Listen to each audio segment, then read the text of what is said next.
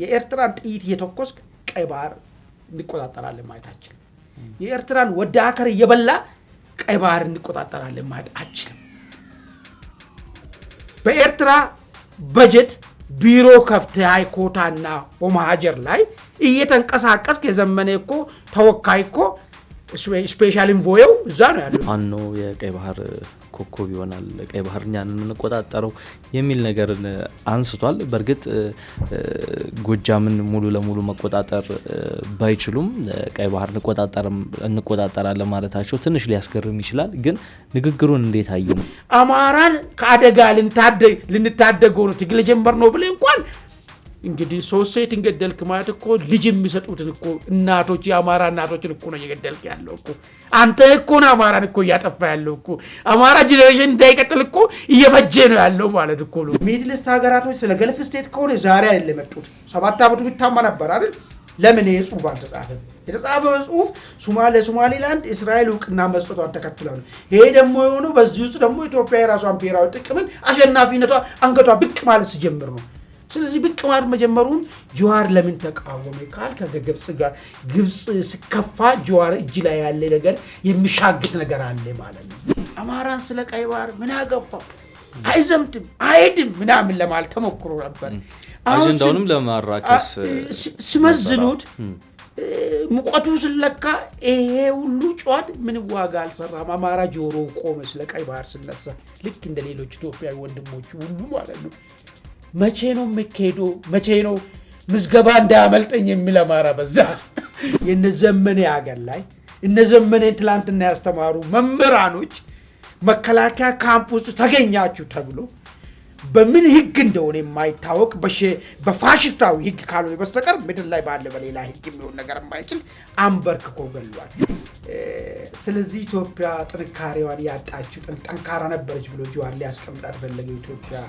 በውሃት ዘመን የነበረችው ኢትዮጵያ ነች በኃይለ ማርያም ዘመን የነበረችው ኢትዮጵያ ነች ማለት ያቺ ባህር በሯን አስረክባ ስለ ባህር በሯ ማታለሳ ስለ ባህር በር የሚያነሱትን ኃይሎችን የሚታሸማቅቅ አንድ ደግሞ ቮልካኖ ወንድዶ ይመጣል ባህር በር ወደዚህ ጠብቁ ሌላ ጊዜ ደግሞ ባህር በር ሳይኖረን እኛ ብዙ ባለውለታ አዛድገናል የምትለው ኢትዮጵያ ነች ወይስ ባህር በር ማንሳት ወራሪነት ነው የሚለውን አሳብ የምታቀነቅነው ኢትዮጵያ ሰው ትልቅ እኮ ክብር እኮ ነው እኮ ሰውን ዝም ብለ ተነስተ እንደ ፋሽስት ቢገልክ ሆነ ነገ በለስ ቀንቶ ስልጣን ላይ ብትወጣ ጓደኛ ብድግ ብሎ ይሄኛው እኮ እንዲ ጠላት ነው ያኛው እንደ ጠላት ነው ብል ዓለሙን በሙሉ ከተአገሩን በሙሉ ጨፍጭፌ ልትፈጀው ነው ወይ የማይደገም እድል በአከራይ መሳቀቀን የሚያስቀርና እንዲህ በአማረ መልኩ በፒያሳ 100% ተጠናቆ ስራ ባስጀመርነው የንግድ ማዕከላችን ላይ ሱቆችን ከፈለጉ በገዙለት ከነተከራዩ ይረከቡታል ከ2.8 ሚሊዮን ብር አጠቃላይ ዋጋ ጀምሮ እንዲሁም ለስራበትም ቢሉ ወደ ገበያ የሚገቡበት ለአመታት ከውድ እስከ ውድ ደምቆ በስራ የለመደ የገበያ ማዕከላችንን ቀድመው የራሱ ያድርጉ እንደዚሁም 90% የተጠናቀቁትን ቅንጡ አፓርትመንቶቻችንን በልዩ ቅናሽ መሸጥ ጀምረናል ቀድመው ቦታ ይምረጡ በ0911 23 3000 ወይም በ0905 33 44 66 በማንኛውም ሰዓት በመደወል ቀጠሮ ያስይዙ ብሩቶች ሰላምታችን በያላችሁበት የዓለም ዳርቻ ይድረሳችሁ የተወደዳችሁ የአንዳፍታ ቤተሰቦች ከአንዳፍታ ወደ እናንተ የሚደርሱ የአንዳፍታ ኢንሳይት ዝግጅታችን ተጀምሯል ወቅታዊ ጉዳዮች ላይ እናተኩራለን እኔና ማኑኤል መንግስቱ ነን አብራችሁን ቆዩ አማን እንኳን ደህና መጣ እንኳን ደህና ቆየኝ ዘሮ በዚህ ሳምንት የተከሰቱ ሁነቶች ላይ ውይይትና ቆይታ የምናደርግ ይሆናል ከሰሞኑ እንግዲህ ሲያነጋግሩ ከነበሩ መካከል እንግዲህ በአማራ ክልል ጎጃም አካባቢ የሚንቀሳቀሱ የፋኖ ታጣቂዎች የፈጸሙት እጅግ አሰቃቂ ግድያ ነው ሲሰልሉ ነበር ያሏቸው ላይ እርምጃ መውሰዳቸውን ገልጸዋል ከፋኖ አመራሮች መካከል አንዱ የሆነ አስረስማለም ይህንን ግድያ አረጋግጧል ግድያው ምንን ያመለክታል ምንን ያሳያል የሚለው ነገር እናያለን እዚያው ከየጎጃም ፋኖ አመራሩ አቶ ዘመነ ካሴም ከሰሞኑ ቀይ ባህር አማራ ቀይ ባህር ኮኮብ ነው እኛንን የምንቆጣጠረው የሚል አስተያየትን ሰጥቷል ምን ሊል ፈልጎ ነው የሚለውን ነገርም እሱን ነገር እንቃኛለን። አቶ ጀዋር መሐመድ ረጅም ጊዜ ለ3 ወራት ያህል ዝምታን መርጦ ነበረ። አሁን ላይ የምስራቅ አፍሪካ ትኩሳት እየገነገነ መምጣቱን ተከትሎ እንግዲህ ሀሳቡን አጋርቷል። መካከለኛው ምስራቅ አፍሪካ ያሉ መሪዎች ለመካከለኛው ምስራቅ ሀገራት ላሉ ሀያላን ተማርከዋል ወይም እጅ ሰጥተዋል፣ በእነሱ ነው እየተዘወሩ ያሉት የሚል ነገርን አንስቷል። እንቃኛለን። በኤርትራ ደግሞ እንግዲህ በኤርትራ ውስጥ የማይደፈር የተደፈረ ይመስላል። አይሰበርም የተባለው የማይሰበር የሚመስለውም ተሰብሯል። እዚያው ኤርትራ ውስጥ ህዝባዊ አመጽ ተቀስቅሷል። ሻዕቢያ ይህን አመጽ ለማፈን ድፍን የመንደሩን ነዋሪ እንዲታሰሩ ማድረጉን መረጃዎች ጠቁሟል። በሱዳን ያለው የኢሳያስ የሚደግፉት ጦር ደግሞ ከዚህ በኋላ አልዋጋም ብሏል። የኤርትራ ጦርም ከዚህ አካባቢ ነቅሎ ወደ ሰከላ እየሸሸ ነው። እነዚህን ጉዳዮች እንቃኛቸዋለን። ከአማራ ክልሉ ጉዳይ እንነሳ። እንዴት አየው? ከመጀመሪያ ከግድያው እንነሳ። አመሰግናለሁ ዘሩ። እንግዲህ አማራ ክልል በየጊዜው የሚሰሙ ነገሮች ምናልባት 21ኛው ክፍለ ዘመን ላይ ነው ያለነው ወይ ሊያስብል የሚችል ነገሮች ነው እየሰሙ ያሉት። እንዳው እስቲ ለምንድን ነው እነዚህ ነገሮች ሰርፕራይዝ ያደረጉ? ግድያዎች ይኖራሉ፣ የተለያየ ቦታዎች ግድያ ይኖራል። አማራ ክልል የሚደረገውን ግን ለምንድን ነው በዚህ ደረጃ ኢሹም ተደርጎ እንድንወያይበትም ኢሹም ያደረገው ነገር ምንድን ነው የሚለውን ነጥብ ላንሳለ። ከዛ እያንዳንዱ ነጥብ ውስጥ እንገባለን። እስቲ 3 ሴቶች ሰልሉ ተገኙ ተብሎ በመንግስት በኩል እንደተገለጸ አስመርምረናቸዋል፣ ተደፍረዋል። 3ቱም ሴቶች ከመገደላቸው በፊት ከዛ በኋላ ጭንቅላታቸው በጥይት ተደብድቦ ተገደሉ የሚል ነገር ነው። በፋኖች በኩል መድፈሩም ባይናገሩም ገለናቸዋል የሚለውን ጉዳይ በወቅቱም እርምጃ ወስደናል የሚል ነገር ነው ተናገሩ። አሁንም ለቢቢሲ ያረጋገጠው አስረስ ማሬ ዳምጤ የሚባለው መገደላቸውን ተናግሯል። እስቲ መጀመሪያ ምንድነው ይሄን ነገር ሰርፕራይዝ የሚያደርገው? እነዚህ ሰዎች መገደልስ ምን አይነት አንድምታ አለው የሚለውን ነገር ከማየታችን በፊት እንግዲህ በአብዛኛው የፋኖ እንቅስቃሴ ተወለደ ወይ ደግሞ እንታገልለታለን የሚሉት ነጥቡን ስናገሩ አማራው በየአካባቢው ሆድ ተቀዶ ጽንስ ከሆድ ውስጥ ስለወጣ በጅምላ ስለተጨፈጨፈ ምንም ከጉዳዩ ጋር ንክኬ የሌለው በኢመደበኛ ኃይሎች ስለተጨፈጨፈ ይሄንን ደግሞ የሚያስጥል አካል ስላጣን አማራን የሉና አደጋ ገጥሞታል። ይሄን የሉና አደጋን ለመቀልበስ ሁሉም ነገር ማድረግ የሚችለው በክንዳችን ነው ስሉ ሰምተናል። የፋኖ እንቅስቃሴ የመፈጠሩን አላማ ኮር ፖይንቱ ሲያስቀምጡ ማለት ነው። እንዳው ተንተን ሲደረገው ሪሊ የኛው ኮር ፖይንት ነው ወይስ ወደ ስልጣን መወጣጫ ትርክት ነው የሚለው ነገር ሌላ ጉዳዩንና ነጥቡ ብሎ የሚያነሱት ይሄንን ጉዳይ ያነሱ ነበር ማለት ነው። የንጹሃን መጨፍጨፍ ንጹሃን ደግሞ ሲጨፈጨፉ የሚያስጥላቸው አካል አልነበረ የሚል ነገር ነበር። ሁለት ነገር ላንሳልህ። አሁን የነዚህ ሴቶች ብቻ አይደለም፣ ከዚህ በፊት ሜራዊ የሚባለው ከተማ ላይ የነዘመነ ሀገር ላይ እነዘመነ ትላንትና ያስተማሩ መምህራኖች መከላከያ ካምፕ ውስጥ ተገኛችሁ ተብሎ በምን ህግ እንደሆነ የማይታወቅ በፋሽስታዊ ህግ ካልሆነ በስተቀር ምድር ላይ ባለ በሌላ ህግ የሚሆን ነገር የማይችል አንበርክኮ ገሏቸዋል። እንዴት ተገኘ? ለምን ተገኘ? መገኘት በዚህ ትግል ላይ ምንድነው ያለው ጉዳት የሚለው ነገር ምንም አይነት ማጣሪያ አልተደረገበትም። አንተ ሰው ልጠይቅ ሊገባ ትችላለህ። መከላከያ ካምፕ ለደህንነት ፈርተ ጥበቃ ከለላ ፍለጋ ሊገባ ትችላለህ ወይ በተለያየ ፋክተሮች ሊገባ ትችላለህ። ኢንክሉዲንግ ምን ከመከላከያ ጋር ልሰራ ትችላለህ። ከመከላከያ ጋር ብሰራ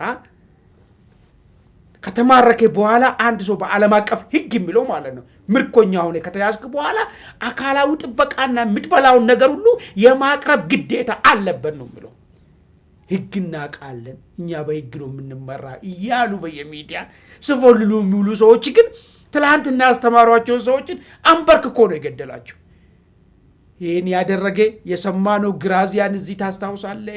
የካቲት 12 ላይ ማለት ነው ግራዚያን ላይ አብርሃም ደጎበጭና ሞገስ አስገዶም ቦምብ ወረወሩ። ቀማን እየተነዳ ሰዎች ከከተማ ውስጥ እየተነዱ በጅምላ ይኑርበት አይኑርበት አዲስ አበባ ውስጥ በመገኘቱ ብቻ ይገደል ነበር። ይሄም ካምፕስ በመገኘቱ ብቻ መከላከያ ጎን ብቻ በመገኘቱ የዛው ከተማ ትላንትና ልጆችን አቅፎ ያሳደገ ያስተማረ ሰው መምህር ተገለዋል ማለት ይሄ የፋሽስት ድርጊት ተደገመ የሚለው ነገር ነው። አንድ ይሄም ሲደረግ ለምን እንዴት የሚለው ጥያቄ የሚያነሳ ሰው የለም። አንድ ጥያቄ ላንሳል። እስከ ዛሬ ድረስ በጣም መጨቃጨቂያ የሆነና ደርጎች አንገታቸውን የሚደፉበት ምንድነው? 60ዎቹን ለምን ገደላችሁ ነው አይደል? መልስ ማያገኙለት ማለት ህግና ስርዓት ባለበት ሀገርና እኛ በህግ እንመራለን የሚል አካል የሆነ ወገንን በህግ አይቶ ሞት ፍርድንም ቢሆን በህግ መወሰን አንድ ነገር ነው። ዝም ብለህ ብድግ አድርገህ የሚጨፈጭፈው ከሆነ ፋሽስት ነህ ማለት ነው አንተ። እሱ ነው ምዕራቡ ላይ ደገመው ማለት ነው። ተው እሱን ታለፈ። ልጆቹም ያለ አባት ቀሩ፣ ምስቶችም ያለ ባሎቻቸው ቀሩ። ይሄ ሆነና በኋላ ደግሞ ምን ተፈጠረ? አሁን ደግሞ መጣ 3 ሴቶች አንዷ መስማታችንም አሉ ለስለላ እኛ ጋር ተሰማርቶ የመጡ ሴቶች ስልጠና ሊወስዱ ስሉ ሰላይ መሆናቸውን አረጋገጥንና እርምጃ ወሰርንባቸው ይላሉ። እንደውም አንድን የፋኖ ሻለቃ በዋናነት ሲሰልሉ ለግድያም ሲያመቻቹ ነበር ይላል አስረሳው። እስቲ እነዚህ ሴቶች ሪሊ በሁለት ከፍለን ነው። በአንደኛው በኩል ሰላይ ናቸው እንበል። ሰላይ ቢሆኑ እነዚህ ሰዎች እኮ ምንድነው መሰለኝ አማራ ስለተጠቃ መሳሪያ አነሳን አማራን ከጥቃት ለማዳን ነው ከቤታችን የወጣ ነው ከስራችን ለቀን የወጣ ነው ለዚህ ነው ያሉ ሰዎች ማለት ነው። እንከዝ እነዚህ ሴቶች አማራዎች ናቸው። ስለነዚህ ሴቶች ለማውራት የግድ አማራ መሆን አይጠበቅብም። ሰው ልጅ መሆን በቂ ነው። እንደው ወደዚህ ተግባር ውስጥ ገብቶ እንኳን ቢሆኑ እነዚህ ልጆች ዛው ማህበረሰብ ውስጥ ተወልዶ ያደጉ ናቸው። ኤክስትራ ትሬኒንግ የወሰዱ ወይ መከላከያ ውስጥ ትሬኒንግ የወሰዱ ሰዎች አይደሉም። ወይ በኢንተለጀንስ መዋቅር ውስጥ ኖሩ ሰዎች አይደሉም። እንዳው በስለላ ውስጥ ኖሩ እንኳን ብትል ባለማወቅም ወይ ከግንዛቤ እጥረት ነው ብለህ እንኳን አስበ አስተምሮ ሰተ እንደ አንድ ለአማራ እንደሚቆረቆር ቡድን እነዚህ ሰዎች ወደ ሰላማዊ ወይ ተመጣጣኝ ቅጣጥለ ወደ ሰላማዊ ህይወት እንዲመለሱ ነው ማድረግ ያለበት ወይስ እንደ ቅድም እንዳልኩ እንደ ፋሽስት ግራዚያን ላይ ብቻ ቦምብ ስለተወረወረ በዛ በኩል የሚያልፈውን ሁሉ እየወሰድክ በአካፋ በምን በጥይት እያልኩ የሱን ድርጊት ነው ዛሬ አንተ ከ80 እና ከ90 ዓመት በኋላ ያን ድርጊት መድገም ነበረብህ ወይ? ይሄ መልስልኝ የለም። የሚገርም ነገር እነዚህ ሰዎች እንኳን ስለላ ላይ ነበሩ ቢባል ሁለተኛ በየትኛው ማጣሪያ ነው ሲያደረገው? እስቲ አንደበቷ መናገር የማይችል ልጅ ምን ሰልላ ሄዳ ሪፖርት ልታቀርበው ምንድነው ልታቀርበው የሚችለው? ያየህን ነገር የሰማህን ነገር ነው አይደል እንደ ሰላይ የሚባል ነገር ያየ ሰማ ሴንስ ያረከውን ነገር ሄደ ለዛኛው ወገን ሪፖርት አቀርባለህ። መናገር የማይችለው ልጅ በምን ሁኔታ ነው ሪፖርት የምታቀርበው? በጽሁፍ እንዳትለኝ እዛ አካባቢ እቺ ልጅ በእርግጠኝነት ትምህርት ቤት ሄደችም ላትሆን ትችላለች ወይ ደግሞ እንደዚህ መስማት ተሳናቸው ትምህርት ቤት ስፔሻል ትምህርት ቤቶች ናቸው በየገጠር ውስጥ አይደለም ያለው እንደዛ አይነት ነገርም ሊኖር የሚችልበት ሁኔታም የለም። ይሄን እንኳን ሳገናዝቡ ግድያን ፋሽስታዊነትን እንደ ጀብዱ የሚገርም ነገር አንደኛው መንግስቱ አማራ የሚባለው ነው በፌስቡክ የሚለጥፈው እርምጃ የሰው ልጅ እኮ ነው የሰው ልጅ እኮ ክቡር እኮ ነው ነገር እኮ ነው እኮ እኔ አንድ ነገር ልንገር ሻቢያ ስለስለላ ሜዱባቸውን የወያኔ ሰዎችን ሲይዛቸው ማለት ነው የሚገርም ነገር ሁለት ሀገር ነው ማጀን በእንደዚህ አይነት ጥርጣሬ ሲይዛቸው ያስቀምጣቸዋል። አሰቃቂ በሆነ ሁኔታ ሊያስራቸው ይችላል መብቱ ነው በግዛታቸው ውስጥ ያገኘ ነገር ግን አንስቶ እንደንትን ወጥቶ በጥይት አይደበድብም። በወያኔ በኩልም በነበረው ዘመን ላይ እንደዚህ አይነት ድርጊት ነበር ሲፈጸም የነበረው ነገር ማለት ነው። ሚኒመም የሰው ክብር የሚባል ነገር የለም ወይ? ሰው ትልቅ እኮ ክብር እኮ ነው እኮ ሰውን ዝም ብለ ተነስተ እንደ ፋሽስት ቢገል ከሆነ ነገ በለስ ቀንቶ ስልጣን ላይ ብትወጣ ጓደኛ ብድግ ብሎ ይሄኛው እኮ እንዲ ጠላት ነው ያኛው እንደዚህ ጠላት ነው ብል ዓለሙን በሙሉ ከተአገሩን በሙሉ ጨፍጭፈ ልትፈጀው ነው ወይ? ምን አይነት ሜንታሊቲ ተይዞ ነው ወይ ትግሉ የሚካሄደው የሚለው ነገር በደንብ መጠን መቻል አለበት። ኢቨን ከምን ጋር ተጋጨ ነገር ቢሆን አማራን ከአደጋ ልንታደገው ነው ትግል ጀመር ነው ብለ እንኳን እንግዲህ ሶስት ሴት እንገደልክ ማለት እኮ ልጅ የሚሰጡትን እኮ እናቶች የአማራ እናቶችን እኮ ነው እየገደልክ ያለው እኮ አንተ እኮ ነው አማራን እኮ እያጠፋ ያለው እኮ አማራ ጄኔሬሽን እንዳይቀጥል እኮ እየፈጀ ነው ያለው ማለት እኮ ነው እኮ ያባባልም ለዛ ነው ቅድም መነሻዬ ላይ ይሄ ነገር የተደረገው የሚባለው ነገርና ትርክቱ የተፈለገበት ዓላማ ይለያያል የሚል ነገር ላስቀምጥልኝ ፈለኩ። እዚህ ጋር ግን አንድ መሰረታዊ ጥያቄ ማንሳት ተገቢ ይመስለኛል። ምናልባት አንተም የራስህን ሐሳብ ታጋራኛል። ብዙ ጊዜ በፋኖ ታጣቂዎች እንደዚህ አይነት ግድያዎች፣ ጥቃቶች ተፈጸሙ ንጹሃን ላይ ሲባል ብዙ ጊዜ የምንሰማው ጎጃም አካባቢ ከሚንቀሳቀሱ የፋኖ ታጣቂዎች ነው። ከዚህ ቀደም ለህዳሴው ግድብ የቀን ሰራተኝነት ሲሄዱ የነበሩ ታግተው እንደነበር እዛ አካባቢ አይዘነጋም። መራዊ ላይ አንተ የጠቀስከው አለ። የአሁኑ ግድያዎች አሉ። ከዚህ የዛሬ 2 ሳምንት አካባቢ እዛ ወሎ አካባቢ የሚንቀሳቀሰውን ፋኖ የሚመራው ምሪ ወዳጆ አንድ ንግግር ሲያደርግ ነበረ። እዛ ንግግሩ ላይ ምን ሲል ነበረ? የሀገር ሽማግሌዎች ወደኛ ሽምግልና አትምጡ፣ እናንተን እናከብራቸዋለን ብሎ ባህልና ሴቱን ለመጠበቅ በትንሹ ቢሆን ሲሞክር አይተናል። በእነሱ በኩል ደግሞ ለሽምግልና እና ለድርድር እንዲህ አይነት የሀገር ሽማግሌዎች ሲመጡ እነሱንም እንደ ጠላት የመፈረጅ ነገር አለ እና እዛ አካባቢ ለምንድን ነው እንዲህ አይነት የተለዩ ድርጊቶችን የምናየው? ኤውሌ ምንድነው መሰለ የጎሬላ ሳይንሱን ሲናንሳ ህዝብና ህዝቡ እንደ ባህር ጎሬላው ደግሞ እንደ አሳ ነው የሚባለው። ምንድነው መሰለ ይሄ ዝም ብሎ የመጣ ፍልስፍና አይደለም። ህዝቡ በበድልህ እንኳን አንተ ከህዝቡ ተለይተህ መኖር ስለማይችል በየተበደልክ መሆኑን ያወቅ ማለት ነው። ህዝቡ ከዛ በደል ከፍ ብሎ እንዲያስብ ማድረግ ነው ዋናው ነጥቡ ማለት ነው። ግን አንድ በተለይ ከቦኮ ሃራም ጀምሮ እዚህም ሸኔን ብትወዙ ሸኔያውን ተወዶ አይደለም የሚኖረው፣ ተፈርቶ ነው የሚኖረው። ለምን? ቅድም ያልኩን ሳይንስ አይከተልም። አሳና ባህር የሚባል ነገር አይደለም። ለምን ነገ አንተ መንግስት ይሆናሉ አስተዳድራሉ ብለ የምታስብ ከሆነ እየበደሉ እንኳን ወደ ሰፊ መሆን መቻል አለበት። ህዝቡ ስላልተረዳ ነው እያልክ ነበር ማሰብ ያለበት። ነገር ግን እየመታ እየገደልክ ከሆነ እየተፈራ መኖር ነው የምትፈልገው ነገር ማለት ነው። ቦኮ ሃራምም እንደዛ ነው የሚያደርጉት። ዘሰይም ሽት ነው አሁን የምታነሳልኝ ነገር ማለት ነው። የሚፈለግበት ምክንያት የአሳውና የባህሩ ጉዳይ ሳይሆን የጉልበተኛ ገብቷላ በመምታት በመግደል ምንም ሬራ የሌለው እርምጃ በመውሰድ መፈራትን ስለሚፈለግ ነው ማለት ነው። የሽማግሌውን ታሪክ ካየን የምራውንም ካየን የነዚህ 3 ሴቶችንም ካየን በመምታት በመግደል በመፈራት ማህበረሰቡ ውስጥ መኖርን ነው አማራጭ የሚያደርጉ። ይሄ ግን ምን ኮንሲኩዌንስ ያመጣል የሚለው ነገር ካሰብ ማህበረሰቡ ይችላል፣ ይፈራል። ዛሬ ይፈራል፣ ነገ ይፈራል፣ ይታዘዛል። ግን ከነገ በኋላ ጉንጉንታዎች እየተፈጠሩና ከጀርባ ያለው ከዚህ ሊያድን የሚችለው አካል እየተፈጠረ ይመጣ ቀን ግን ማለት ነው ያ መከላከያ አይደለም አንተን ሞጋ ይሄ ማህበረሰብ ነው ግንባሬን በጥይት ይያለ ማለት ነው። እሱን ደግሞ አይተናል እኮ ኦሮሚያ ውስጥ እኮ ሰው እኮ ዱላና ጦርን ይዞ እኮ ሸኔን በቃ ይለይልኝ ወደ ማለት እኮ ሄዶ ያቃል እኮ የሚገርም ነገር። መንግስት ጠንከር ብሎ እንትን ማለት አለበት አለልኝ ታረጋግጥልኛለህ ታድነኛለህ ብሎ አወስል ጦሩን ይዞ ነው ገበሬ ወጣው ክላሽ ከያዘው ጋር አልፋለም ማለት ነው። አየ እንደዚህ አይነት ነገርን ያመጣል። ይሄም አሁን የምትሉ አካባቢ ያለው ፕሮብሌም እነሱ ተፈርተን መኖር አለብን ከሚለው ከዛች መጣች አሳሰብ ነው ማራመድ የፈለጉት።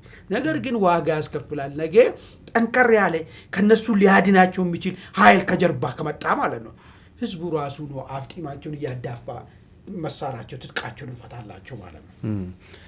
ጥሩ እንግዲህ ሰሞኑን መነጋገሪያ ነበር።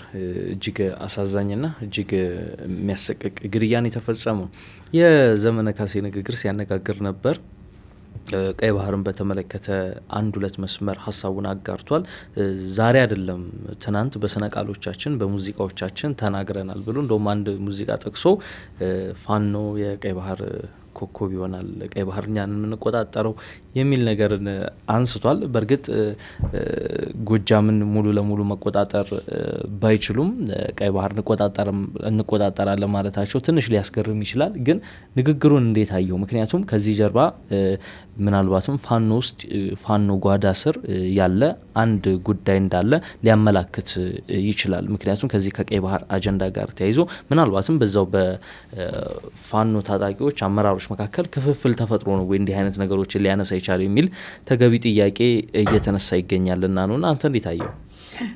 ጥሩ እንግዲህ ቀይ ባህር ስንል አሁን ቀይ ባህር ፋኖ ስለዘፈነ ወይ ደግሞ ፋኖን ስለተናገረ ወይ ምናም ብቻ ሳይሆን ወይ መንግስቴን ስለተናገረ ብቻ ቀይ ባህር የሚባል ነገር ሲነሳ ሌላ ስቴት አለች ቀጥታ ሞኔ ተዘዋዋሪ በዚህ ጉዳይ ላይ እኔን ያገባኛል በሚል ነገር መልስ ለመስጠት የምትነሳ እሷም ኤሪትሪያ ነች። ለምን የወሰደችብን ይሄን ሁሉ ጣጣ ተካራ እንዲፈጠር ያደረገው ከባህር በር ወይ ደግሞ ኤርትራ ባሻጥር ከበመገንጠሏ ኢትዮጵያ ከቀይ ባህር የተገፈፈች እንድትርቅ የተደረገችበትና ከዛ እንድትገፋ ያደረገችበት ሁኔታ ነው ያለው ማለት ነው።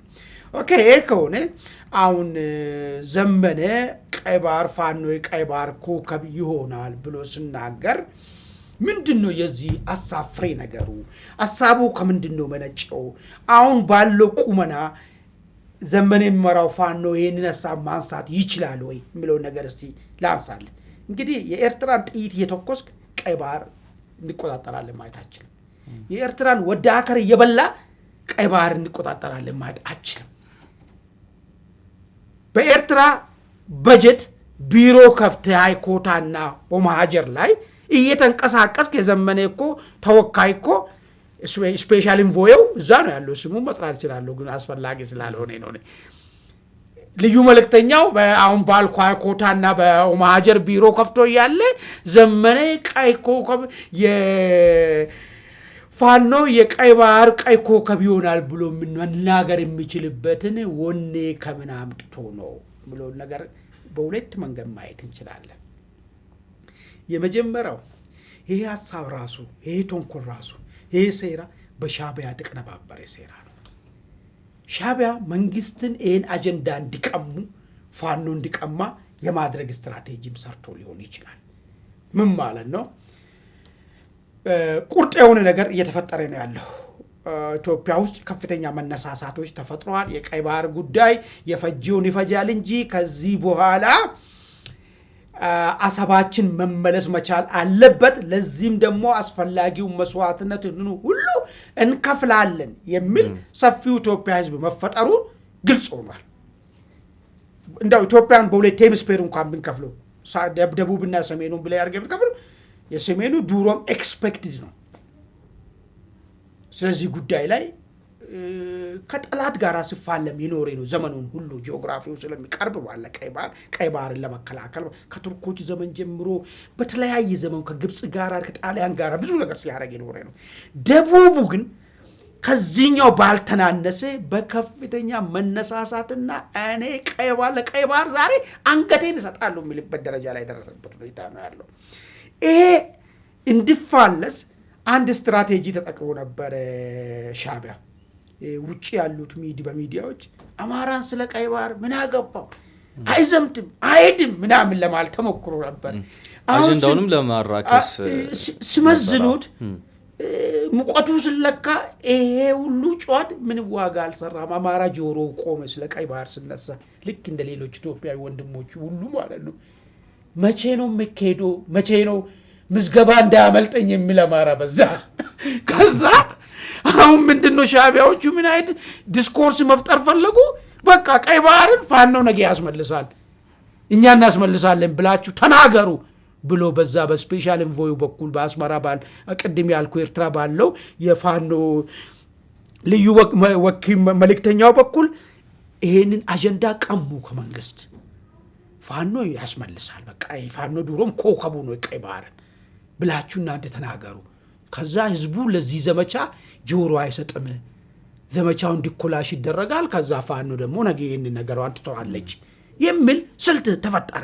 this one from ከሻቢያ ፐርስፔክቲቭ የተፈጠረ አንዱ ሴራ ይሄ ነው። ሁለተኛው ነገር ግን የሚገርም ነገር ስለ ቀይ ባህር ሲነሳ አማራ ብቻ አይደለም ጆሮ ቆሙ፣ ፋኖ ራሱ ሰራዊቱ ራሱ ጆሮ ቆመ። ይሄ ነገርማ ቀይ ባህር የሚመለስ ከሆነ እኔ የዚህ ታሪካዊ ዝም ብዬ እዚህ መንደር ለመንደር የምታኮሰው ምንድነው? ከዚህ በላይ ታሪካዊ አላፍነት የለም። በዚህ ውስጥ ማንም የራስን አጥንትና ደሜን ይከሰክሳለሁ የሚል ተራባሉ በዛ። አንዳንድ መረጃዎች እንዳሉ በቴቲሙ በየጋንታ ጉዳይ እንዴት ነው የሚል ነገር ጥያቄ ሁሉ ማሰጣት ጀመረ አመራሮች ጋር። እኛ እኮ እንደግፈዋለን እኮ ቀይ ባህር ጉዳይ የኢትዮጵያ ባህር በር ቤት ባህር በር እንድታገኝ ማንኛውም ነገር ይሄ እኮ ሁሌ የምንመኘው ጉዳይ ነው። እንዴት ነው ድርጅታችን የሚያው ምን ነገር ከታች ወደ ላይ ግፊት እየመጣ መጣ። ከዛ አይነት ግፊት ለመቀልበስ ምንድነው ታሰበው? አይ ቀይ ባህር እኛ እኮ ነገ መንግስት ስንሆን እኛ ነን የምናስመልሰው ተረጋጉ ምን ነገር የቀይ ባህር ጋራ ተቃራኒ እንዳይሆን የመጀመሪያ ቅድም እንዳልኩ በየሚዲያ ማጣጣል ነበር የተፈለገው ነገር ማለት ነው። የዩኤ ሐሳብ ነው አማራ አገባው ምናምን ነገር ነበር የተባለው።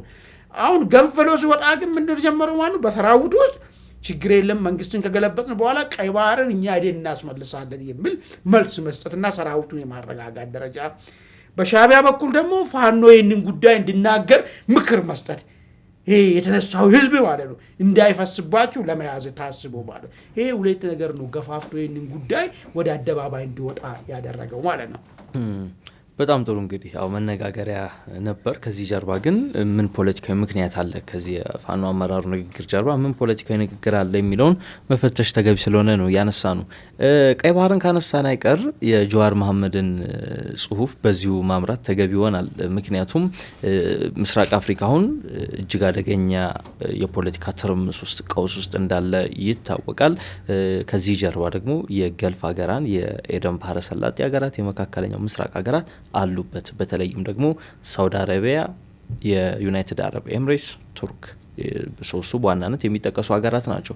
ጀዋር በጽሁፉ የአፍሪካ ቀንድ ሀገራት በእነዚህ በመካከለኛው ምስራቅ ሀገራት ቁጥጥር ስር ውለዋል፣ የነሱ እንደ አሸንጉሊት ሆነዋል እና በእነሱ ትዕዛዝ ውሳኔዎችን የሚወስዱት እና ሉዓላዊነታቸውን ተነጥቋል የሚል ነገር አንስቷል። ጽሁፉ እንዴት አየው በግርድፉ? እንግዲህ ጀዌ አንድ ለምን በዚህ ሰዓት ብቅ አለ ሌላ ጉዳይ ነው። አሁን ትንሽ ሰዓቱን ስለሌለን አጠራጠራ አድርጌ ለማንሳት ልሞክር። ምንድነው የጽሁፉ ዋና ዓላማ የሚለው በቀጠናው አካባቢ የቀጠናው ሀገራት እንደዚህ አፍሪካ ቀንድ አካባቢ ያሉት ሀገራቶች በኢኮኖሚም በፖለቲካም በጣም ደካማ እየሆኑ ከመምጣታቸው ተነሳ መካከለኛ ሀገራት እነዚህ የገልፍ ሀገራቶች ተጽዕኖ ፈጣሪ እየሆኑ መጥተዋል የሚል ትንተና ይዞ ነው እንግዲህ ጀዋር የመጣው ማለት ነው። እንዳው ለምንድን ነው ጀዋር ይሄንን ሐሳብ ያነሳው የሚለውን ነገር ስናይ የሐሳብ የመጣበት ምክንያቱ እስራኤል ለሶማሌላንድ እውቅና መስጠቷን ተከትሎ ነጥቡ እሱ ነው። ማጠንጠኛው ማለት እሱ ብቻ ነው ዋነኛ ማጠንጠኛው እሱ ነው እንጂ ገልፍ ሀገራቶች እዚህ አካባቢ ላይ በርክተዋል፣ ተጽዕኖ መፍጠር ጀምረዋል ከተባለ በርቆይቷል እኮ። አሁን ይሄ ትልቁ የጽሁፉ ማጠንጠኛ ወይ ደግሞ ለዚህ ሐሳብ ማረጋገጫ አድርጎ ሊያመጣ የፈለገበት መንገድ በዚህ ደረጃ ነው። አሁን አዲሱ ክስተት እሱ ነው። ከዛ በፊት እነዚህ ዩኤኢ የሚሆን ሳውዲ አረቢያ ወደዚህ ቀጠና አካባቢ መጥቷል የሚለው ነገር የቆየ ታሪክ ስለሆነ አመትም ስላስቆጠረ 2 አመትም ስላስቆጠረ 3 አመትም ስላስቆጠረ አዲስ ጽሁፍ ሊሆን የሚችልበት መንገድ የለው። አዲስ ጽሁፍ የሆነው አሁን ሶማሌላንድ በእስራኤል እውቅና ማግኘቷና በዚህ ቀዳዳ ውስጥ ደግሞ የኢትዮጵያ የዘመናት ጥያቄ መልስ ወደ ማግኘት ስመጣ ጀዋር ብቅ ያለበት ምክንያት ይሄ ነው ማለት ነው። ጠቅለል ባለ ሁኔታ ኦኬ ጀዋር መጥቷል። ጀዋር ከመጣ በኋላ ምንድነው በቀጠናው ታዩ ብሎ ያስቀመጣቸው ነገሮችን እውነታ አላቸው ሲላቸው ምን ነገር ነው እንደዚህ ነው ወስቲ ቀጠናው አካባቢ ላይ እቺ ትናንሽ ሀገር ዩኤኢ እና ሳውዲ አረቢያ ለምሳሌ እሱ ምንድነው ያነሳው አዲስ አበባን ያነሳል፣ አስመራን ያነሳል፣ መቀሌን ያነሳል፣ ሞቃዲሾን ያነሳል፣ አርጌሳን ያነሳል።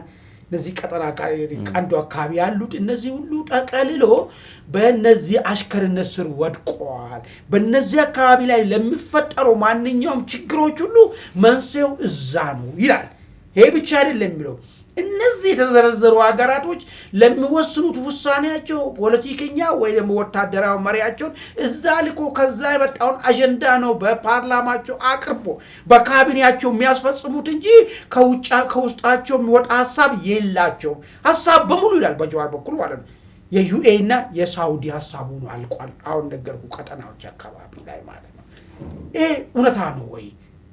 እንዳው ምንድነው የሚለው ሀገራቶች የነበራቸውን ኢትዮጵያን የመሰለች ሀገር አለ የነበራትን ጥንካሬዋን አጣ አሁን ተላላኪ መሆን የዩኤኢ ተላላኪ ሆናለች አለ። ጥሩ እንግዲህ እቺን ቻው ነጥብ ወፍሬ ነጥብ ኢትዮጵያ መቼ ነው ጥንካሬ ነበራት? መቼ ነው የዩኤኢ ተላላኪ ሆነችው?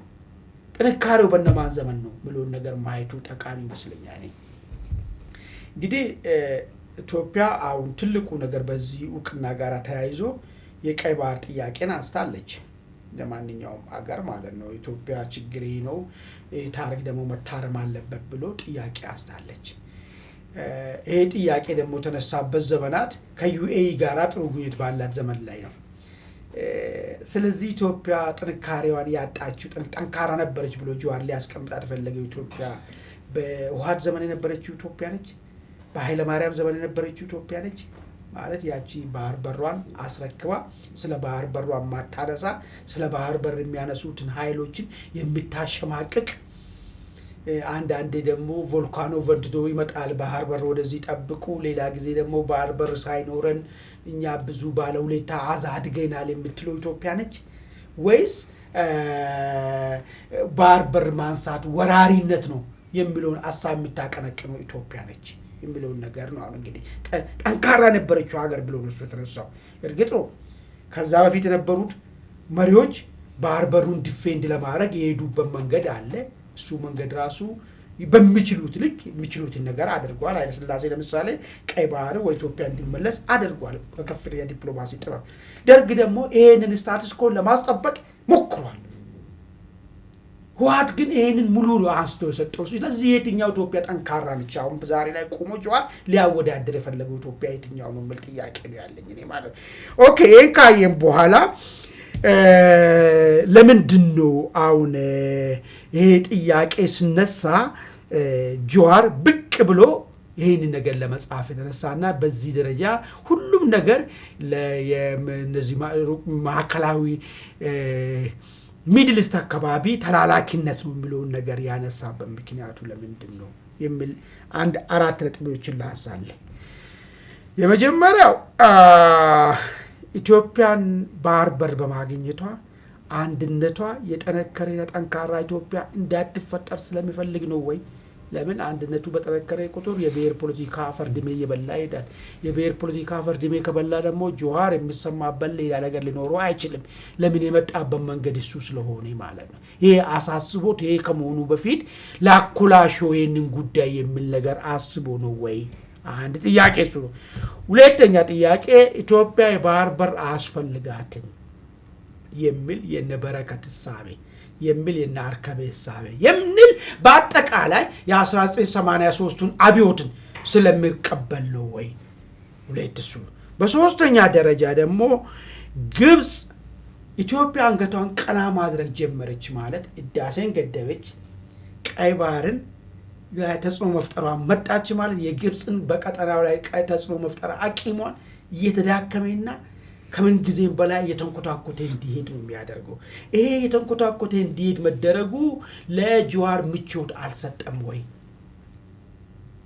አሁን እኔ ከምንም በላይ የደነገጠ እስራኤል ለሶማሌላንድ እውቅና መስጠቱ የዚህ ጫወታ ሴራ ከነ ኢትዮጵያና ከነ አሜሪካና እስራኤል ጋር አንድ ላይ ሆና ኢትዮጵያ በዚህ ደረጃ ብሔራዊ ጥቅሟን አስከብራ ከአያላኖች ጋር ቁማሩን ተጫውታ ማሸነፏ ትልቁን ያስደነገጠው ግብጽ ነው። ከግብጽ ቀጥሎ ኢትዮጵያዊ ሰው መሰለኝ ግን ጀዋርን ያስደነገጠ አሁን ያየሁት ነገር ማለት ነው። ይሄ ለምን ሊሆን ቻለ? ምናልባት ከግብጽ መንበርከክ ጀርባ የጀዋር ፖለቲካ የሚበላሽ ነገር አለ ወይ? ይሄ መጠየቅ መቻል አለበት። ዝም ብሎ አይደለም የሆነ ቅድም መነሻ ላይ አስቀምጬልሃለሁ ስለ ሚድል ኢስት ሀገራቶች ስለ ገልፍ ስቴት ከሆነ ዛሬ አይደለም የመጡት 7 ዓመቱ ቢታማ ነበር አይደል? ለምን ይሄ ጽሁፍ አልተጻፈም? የተጻፈው ጽሁፍ ሶማሌላንድ እስራኤል እውቅና መስጠቷን ተከትለው ነው። ይሄ ደግሞ የሆነው በዚህ ውስጥ ደግሞ ኢትዮጵያ የራሷን ብሔራዊ ጥቅምን አሸናፊነቷ አንገቷ ብቅ ማለት ሲጀምር ነው። ስለዚህ ብቅ ማለት መጀመሩን ጀዋር ለምን ተቃወመ ካል ከግብጽ ጋር ግብጽ ሲከፋ ጀዋር እጅ ላይ ያለ ነገር የሚሻግት ነገር አለ ማለት ነው። ከሱ አንፃር ነው ወይ መታየት መቻል አለበት ማለት ነው። አሪፍ እንግዲህ ሰዓቶቻችንም እየሄዱ ስለሆነ የመጨረሻውን አጀንዳችን እንቃኘው። በኤርትራ የተቀሰቀሰ ተቃውሞ አለ። አንድ ታዳጊ መገደሉን ተከትሎ የመንደሩ ነዋሪዎች አምጸዋል። የቢቢሲ ዘገባ ነው። ያንን አመጽ ለመቆጣጠር ደግሞ ሻዕቢያ ያደረገው ነገር እጅግ አስገራሚም አነጋጋሪም ነገር ግን ከሻዕቢያ የሚጠበቅ አይነት ድርጊት ነው። ሙሉ የመንደሩ ነዋሪዎች ነው አፍኖ ወደ እስር ቤት ያጎራቸው። ይህን ተከትሎ እንግዲህ ምናልባት አመጹ ሊስፋፋ ይችላል፣ ወደ ሌሎች ከተሞችም ሊዛመት ይችላል የሚሉ ስጋቶች እየተነሱ ነው። በሱዳን ያለው የኤርትራ ጦር ደግሞ ጨርቁን ጥሎ እየወጣ ነው፣ ወደ ሰከላ አቅጣጫ እየተመለሰ እንዳለ እያፈገፈገ እንዳለ መረጃዎች ወጥተዋል። እነዚህ ሁለት ጉዳዮች እንቃኛቸው። መልካም እንግዲህ ኤርትራ ውስጥ አንድ ህጻን ልጅ ተገደለ ሬሳውን አታንሱ ተብሎ አይ ቲንክ 17 16 ዓመት ወጣት ልጅ ነው ተገደለው ሬሳውን አታንሱ ማለት መንገድ ላይ ተጥሎ ሰዎች ደግሞ ተቃውሞ አሰሙ በኋላ ተቃውሞ ያሰሙትን ሰዎችን ሰብስቦ አሰሩ የሚል ነገር መጣ አሁን ምንድነው የዚህ ነገር ሐሳብ ፍሬ ነገሩ ሻቢያ ባይዞ ዛሬ አይደለም ይገላል ያስራል ህጻን ልጅ 7 ዓመት 8 ዓመት ህጻን ልጅ ያስራል ባይዞ ጁቬሊያንት የሚባል ነገር የለም ወጣት ጥፋተኛ ምናምን የሚባል ነገር የለም እዛ ከአዋቂ ጋር አንድ ላይ ነው ይታሰራል እዚህ ያ ማለት ነው ማህበረሰቡም አይጠይቅም መጠየቅ የሚችልበትም የፖለቲካ መጠየቅ የሚችልበት እሱ ይመጣል ምንም እንኳን ባገነንነት እኮ በጣም ይሄድ አባገነን ላይ የተነቃቀም ማለት ነው ምንም አለመሆኑ የገባ ቀን በአንዴ ነው ነገሩ ጭቅጭቅ ብሎ ከንትኑ የሚጣፋው ነገር ማለት ግን ሂደቱ እዛ ጋር ስላልደረሰ ይደረጋል ዝም ነው የሚባለው አሁን ለምንድን ነው የህፃን ልጅ እንደለመዱ ሲገሉ አንደኛ ደረጃ የህፃን ልጅ ከሰል ያከስላል እዛ ዛፍ መቁረጥ ክልክል ነው ኤሌክትሪክ ደግሞ የለም በረሃማ አካባቢ ግን ተደብቆ ሊያረጉ ይችላሉ ደፍሮ ለምን ማድረግ ጀመረ አያው ህግን እኮ የሚገርም ነገር እኮ የሆነ ይገራውትን ማለት ትደፍራለህ አሁን ኤሌክትሪክ የለ ይሄ ልጅ ከሰል ደግሞ ገቢ ምንጭ ሄዶ በቃ ስለዚህ በቃ ይመጣ ወደሚሉ ነገር ትየገባ ትሄዳለህ አምባገነኖችን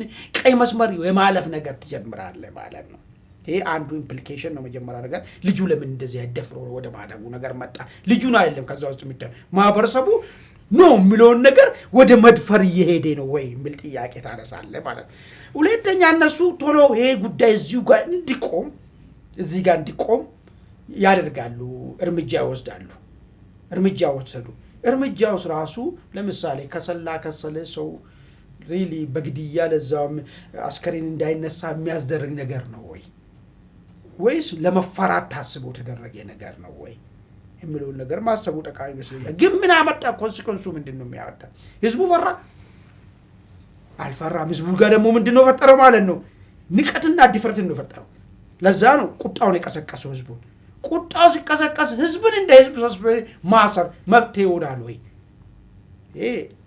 ምናልባት ይሄ ማድረግ የውቀት ማነስም ጭምር ይመስለኛል እኔ ለምን የውቀት ማነስ ምለ ሰዎችን አስፈራርቴንትን ለማድረግ በጅምላ ስለወሰድካቸው እሺ በሚቀጥለው የባረንቶ አካባቢ ሰው ሁሉ አመፀ ወዝዴ ባረንቶ አካባቢ ህዝብ ሙሉ ወዝዴ ካምፕ ልትወዞ እርግጥ ነው ሽማግሌና እናቶች ናቸው ጻላቶች ናቸው ያሉት ለታደርገው ልትችል ይሆናል ግን ይሄ መብት ይሆናል ወይ ከዚህ ሁሉ ስኪል ባለው መንገድ አውራው ቀንደኛው ማን ነው በሚል ነገር እሱን ይዘ ነገሩን መቆጣጠር የሚቻልበት ሁኔታ ለምንድን ነው ይሄ የውርድንብር እርምጃ አይደለም ወይ የሚለው ነገር ማየቱ ጠቃሚ ይመስለኛል ማለት ነው እዚህ ጋር ግን አሁን በኢትዮጵያ ፖለቲካ ውስጥ በተለይም የ1953 መፈንቅለ መንግስት ካመጣቸው ኮንሲኩዌንስ ከሚባሉ ነገሮች መካከል ምንም እንኳን የከሸፈ መፈንቅለ መንግስት ቢሆንም እንዴ ንጉሱን ከዙፋን ላይ ከስልጣን ላይ ማውረድ ይቻላል ወይ ለካ ንጉሱን እንደዚህ ስልጣናቸውን ለማስወገድ ይቻላል የሚል መንፈስን ፈጥሯል ያም የ1966ን አብዮት እንዲወለድ አድርጓል የሚሉ ትንተናዎችን የታሪክ ትንተናዎችን እንሰማለን ምናልባት ይሄ ተቃውሞ አድማሱን እያሰፋ ወደ ሌሎች ከተሞች እየተዛመተ ከሄደና እዚች መንደር ላይ የተከሰተው አመጽና ተቃውሞ የሻቢያን አገዛዝ ማስወገድ እንችላለን በራሳችን የሚል አይነት ስሜት ሊፈጥር የሚችል ይመስላል እሱን ሊመጣል ነበር በኔ እይታ ኤርትራ ውስጥ ህዝባዊ አመጽ የምንነሳት አቂም ያለ አይመስለኝም ለምን በለኝ